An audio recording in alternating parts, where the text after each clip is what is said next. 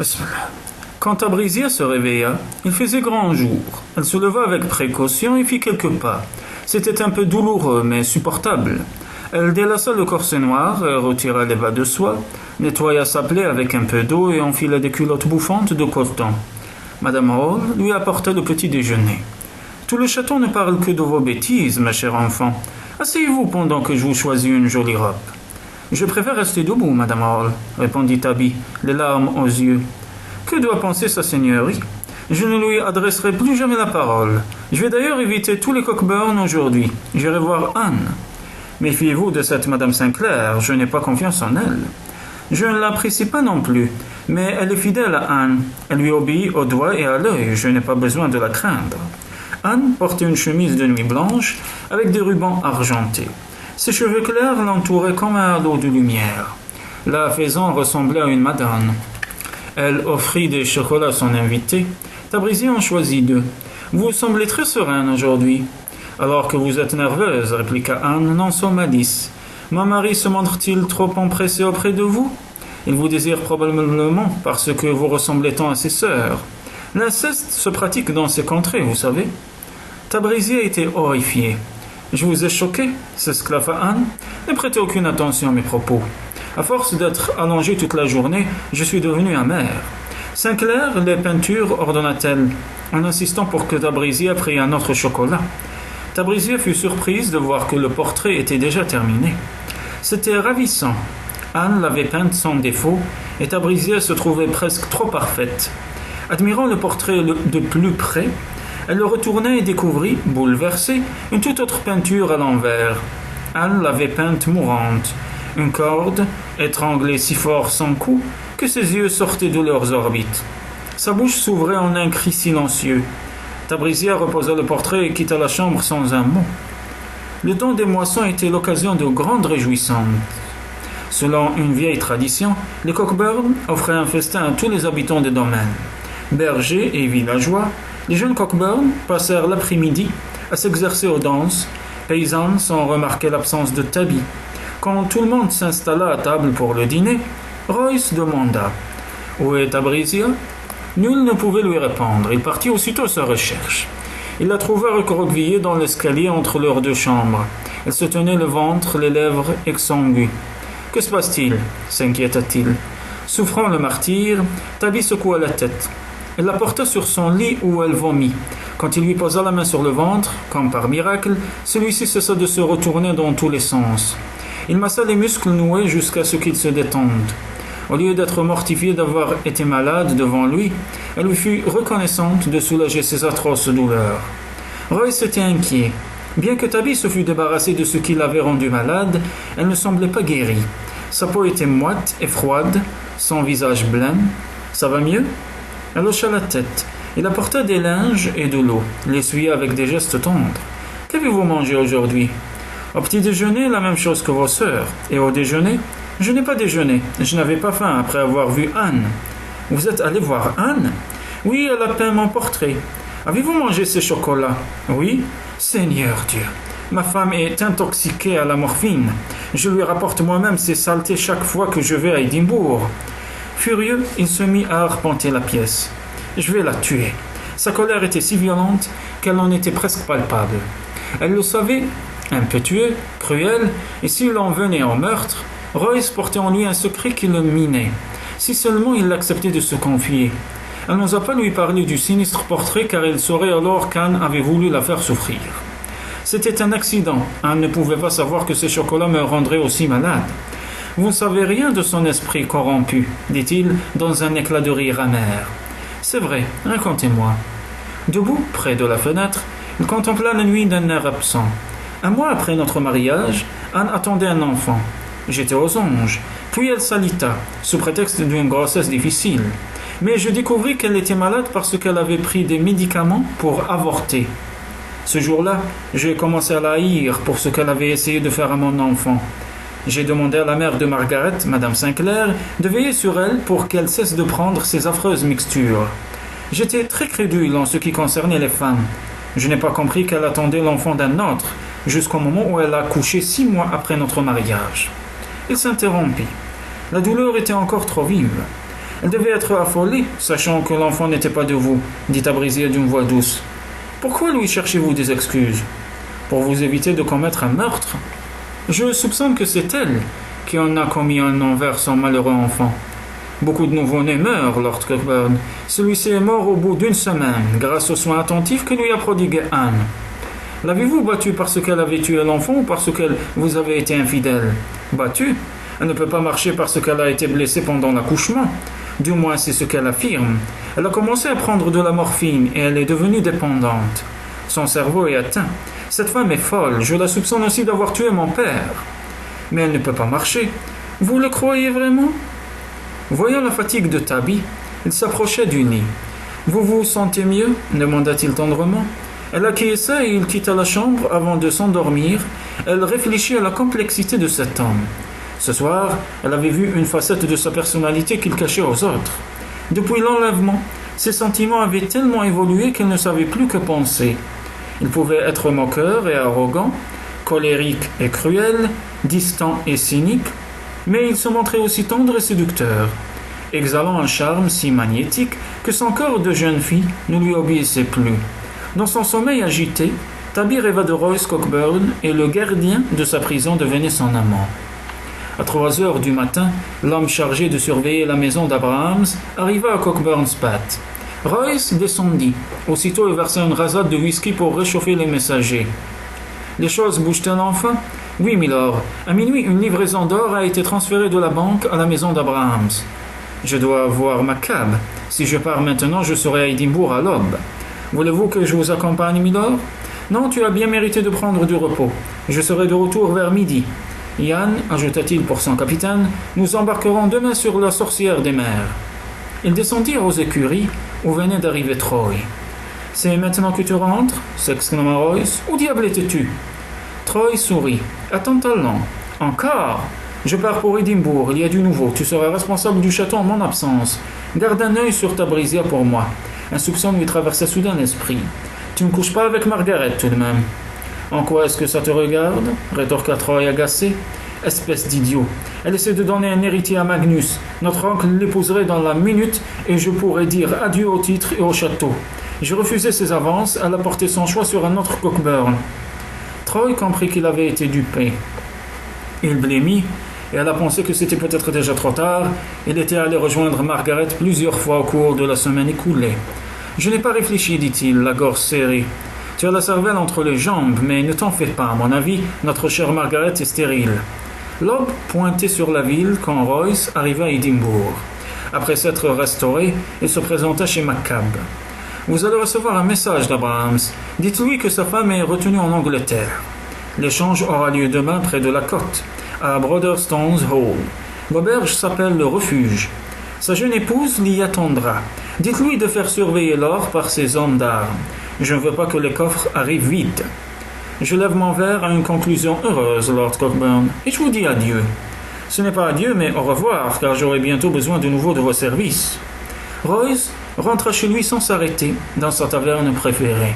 Il avait une décision importante à prendre et il voulait garder les idées claires. Pour obtenir l'or sans incident, il lui fallait un homme de confiance. Il se rappela la grave blessure de Troy quand les Gordon avaient attaqué leur village 2 ans auparavant. Troy s'en était sorti par miracle. Royce préférait se couper la main plutôt que d'exposer son frère. Yann était certes capable, mais s'il choisissait Yann plutôt que Troy, son frère ne lui pardonnerait jamais. Aux écuries, il pansa son cheval et partit à la recherche de son frère.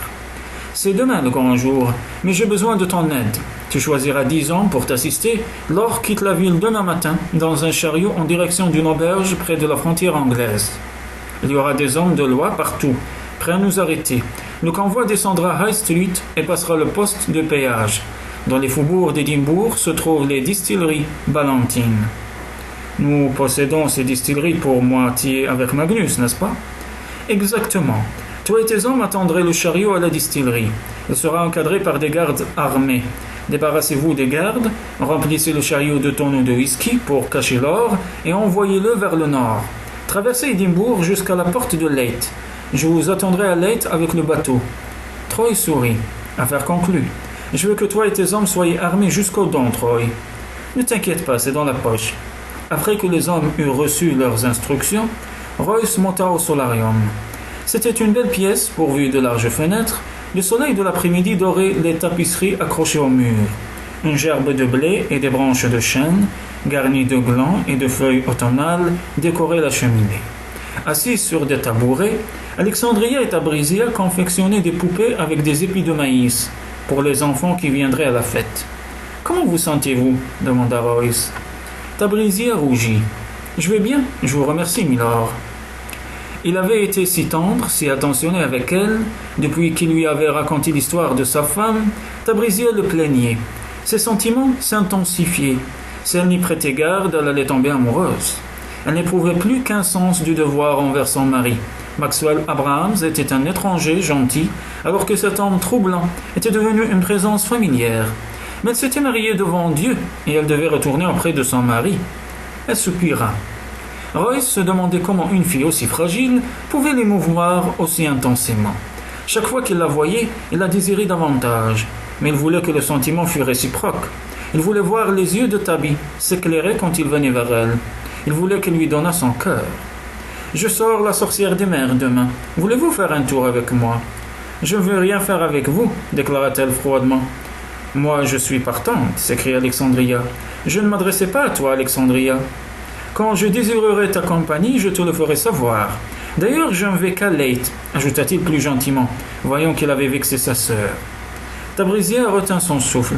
C'était le port d'Édimbourg. De Leith, elle pouvait facilement gagner la ville. Pardonnez-moi, milord. La nuit passée m'a rendu irritable. L'air du large me ferait peut-être du bien. Je vous pardonne si vous me laissez retirer les fils. Madame Hall s'en est chargée, dit-elle, les joues empourprées. Vous prenez toujours mes propos au pied de la lettre, répliqua-t-il moqueur. Nous partirons à la première marée. Habillez-vous chaudement. Au coucher du soleil, Tabrisia monta sur les remparts pour songer au lendemain. Elle descendrait à quai, se cacherait en attendant la nuit, puis marcherait jusqu'à Édimbourg. Au-dessus des montagnes, le ciel virait au pourpre. La brise lui apportait des senteurs de bruyère. Comme cet endroit lui manquerait, Tabby fut soulagée de voir revenir Shannon, qui lui avait emprunté sa cape en velours noir. « Je vous promets que je la laisserai dans le solarium dès mon retour, » avait supplié Shannon, « et je vous prêterai mon manchon de fourrure, et si vous ne laissez pas le vent l'emporter. »« Je ne peux pas prendre votre manchon, » avait protesté Tabby. « Bien sûr que si, vos doigts vont geler. »« Comment savez-vous que Johnny Raven vous attend ce soir ? Il vient chaque nuit que je puisse le voir ou non. Aux premières neiges, les gitans repartirent vers le sud, et je ne le verrai plus avant l'été prochain. » Comme chaque soir, Royce se raisonnait pour ne pas monter dans la chambre de Tabrisia. Quand elle avait appris la destination de leur voyage, elle s'était soudain montrée très enthousiaste. Elle allait donc de nouveau tenter de lui échapper. Croisant les mains derrière la nuque, il sourit. Ce petit jeu l'amusait. Lui était le chasseur, Tabrisia la proie. Il évitait de l'effaroucher, savourant cette parade qui menait à la possession. De son lit, Tabrisia entendit le bruit habituel que faisait le molosse en s'allongeant lourdement contre sa porte. Pourquoi s'était-elle attachée à l'animal ? Le chien entraîna ses pensées vers son maître. Le cœur de Tabby s'enflamma. Seigneur, si elle ne partait pas le lendemain, elle ne pourrait jamais plus quitter Cockburn's Path. Le désir taraudait Royce et se tournait en tous sens sur sa couche, puis excédé, il rejeta les couvertures. À mi-chemin dans l'escalier, elle s'aperçut qu'il était nu. S'habillant, il se convainquit qu'il voulait seulement lui parler, remplir les instants d'une nuit interminable. Il chassa toute pensée de séduction. Tabrisia l'entendit parler au chien et la porte s'ouvrit. « Que voulez-vous » demanda-t-elle aussitôt sur la défensive. « Je veux seulement vous parler. Je vous le jure. Quelquefois, les nuits n'en finissent pas. » Elle comprenait cette solitude. Jusqu'à sa venue au château, elle avait vécu dans l'isolement le plus total. Elle se leva et enfila une robe de chambre. Il s'assit près de la cheminée et elle s'installa sur un coussin à ses pieds. Cela lui semblait normal d'être là, avec lui. Sa gorge se serra. C'était la dernière fois. « Tabrisia, vous ne savez pas à quel point j'ai besoin de vous, » dit-il en enroulant une mèche soyeuse autour de ses doigts. « Milord Royce, c'est impossible. Le destin a voulu que nous épousions d'autres personnes. Le destin est cruel. Il faut accepter son sort, milord. Le destin ne changera pas mes sentiments pour vous. » Reconnaissant le désir dans sa voix, elle s'agenouilla dans une attitude de prière. « Royce, nos chemins se croiseront peut-être dans l'avenir. Au diable l'avenir, c'est maintenant que je vous veux. Il la tira entre ses cuisses. Ne me torturez pas ainsi, murmura-t-elle dans un sanglot. C'est mal de me tenter, de m'entraîner vers l'adultère. Petite sotte, quel mal y a-t-il à vous tenir dans mes bras? Quel mal y a-t-il à vous embrasser? Ce ne sont pas les baisers que je vous refuse. Prouvez-le. C'était leur dernière nuit ensemble et elle désirait ses baisers autant que lui. Le souvenir devait lui durer une vie entière. Il embrassa le coin de sa bouche, effleura ses lèvres, comme un soupir. Elle entr'ouvrit les lèvres. Un frisson délicieux fit vibrer son corps comme une harpe. Tandis que le baiser s'intensifiait, elle sentit la réalité se dissoudre. À sa grande honte, elle se cambra vers lui. « Vous n'êtes qu'un menteur, s'écria-t-elle, soudain en s'arrachant à lui. Vous ne voulez pas parler, mais me séduire. Seigneur, vous me désirez autant que je vous désire, et c'est vous qui mentez si vous osez dire le contraire. Si vous ne partez pas, je vais hurler et réveiller tout le monde. » Il s'inclina, la mine moqueuse, attardant son regard sur sa poitrine et sur ses cuisses. Elle pouvait bien protester. Le feu qui avait été allumé entre eux ne s'éteindrait jamais. Dès qu'elle posa le pied sur la sorcière des mers, Tabrisia éprouva un sentiment de déjà-vu. Le mouvement du pont, les craquements du navire, les cris stridents des hirondelles revinrent en force, comme s'ils avaient été préservés dans une mémoire éternelle. Le vent emporta le capuchon de sa cape et ses cheveux virevoltèrent. Le bastingage lui semblait familier, comme si elle avait déjà navigué sur ce bateau. Elle retira sa main du manchon pour caresser la surface rugueuse. « Je vois que vous êtes une créature sensuelle à votre façon de respirer l'air marin, comme si c'était un élixir de vie. » Quand Royce releva le capuchon et emprisonna les boucles sauvages, elles eurent la sensation que tout s'était déroulé ainsi dans un autre siècle, et qu'ils ne s'étaient jamais quittés. Tabby oscilla vers lui. Il baisa les lèvres qui lui avaient toujours appartenu et qui seraient siennes à tout jamais. Puis il partit hisser lui-même les voiles pour le court trajet. Quand Royce la rejoignit, l'instant de grâce était passé. Tabrisia avait rétabli entre eux une politesse distante. « Vous avez le temps de visiter le navire avant de remonter voir le château de Tantallan. » La sorcière des mers était richement ornée d'acajou et de cuivre brillant.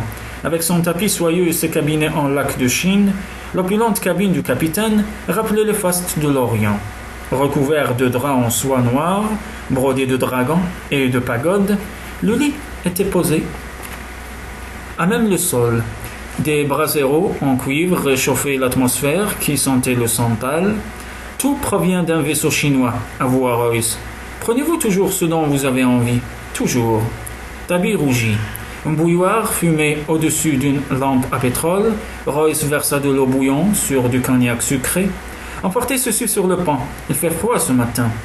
Dehors, elle fut heureuse de boire le breuvage brûlant. Regardez, voilà Tantallan. Mais nous sommes trop loin pour que vous ayez un bon aperçu. Au retour, nous naviguerons plus près de la côte. Tabrisia baissa les yeux. Le voyage du retour, elle ne le ferait pas. On appela Royce pour manœuvrer l'entrée du Firth of Forth, les voiles déployées, claquaient dans le vent. Alors qu'il se rapprochait de Leyte, d'autres vaisseaux les croisèrent. L'activité du port fascina Tabby. Elle n'avait jamais rien vu de semblable. Un bouquet d'odeurs montait à ses narines. Le grand navire fut lentement immobilisé à quai. On mouilla l'ancre, on amena les voiles et on abaissa la passerelle. Royce descendit.